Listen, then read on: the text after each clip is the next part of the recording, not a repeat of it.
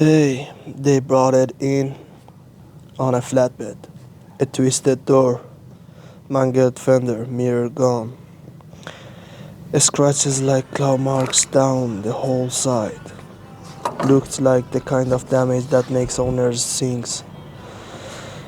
Maybe it's better to sell. But the guy didn't want to sell. He just said, do your best. I've heard that line a dozen times.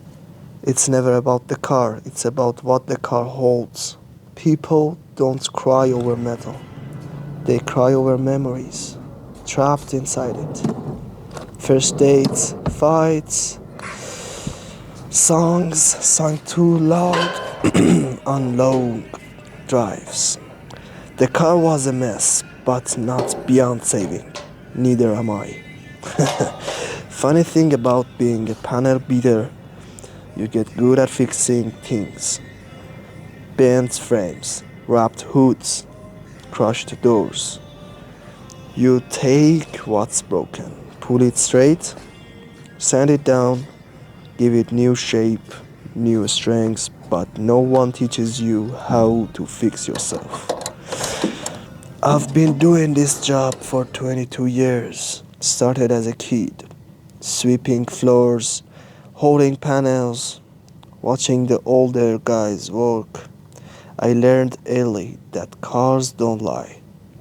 You can see the story of every impact, every second of fear frozen in bent metal. I got good at reading damage, at understanding where the blow landed, at knowing what needed heat, what needed force, and what just needed time. Sometimes I wonder if someone could read me like that. See the dents, the wraps, the places I covered with polish and paint. This car, it reminded me of one I crashed when I was 19. Same color, same make. Back then, I was trying to outrun a fight with my dad. Didn't end well. Neither did the fight. He died before I ever said sorry. So now I fix things, maybe to make up for what I couldn't fix before. I started with the door, hung it back, won the hinge, rearranged the frame so it would sit right. It's tricky work. One wrong pull and you make it. Worse, you know. If one thing goes wrong, you make it worse. But you know, but I like the challenge because when it clicks, when metal fits where it's supposed to, it's like the world makes sense for a second. The fender was worse, twisted like a rubber. Had to cut it, reshape it, weld it back. Hours passed. Sweat, sparks, noise. But in my head, it's just quiet.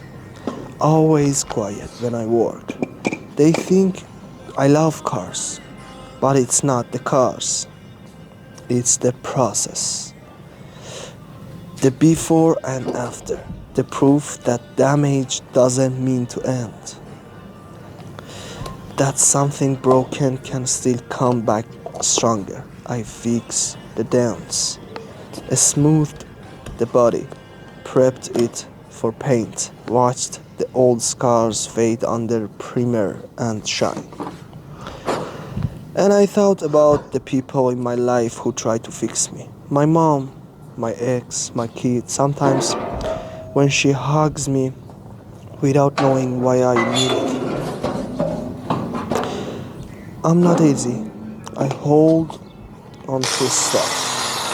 I replay mistakes like songs stuck on repeat.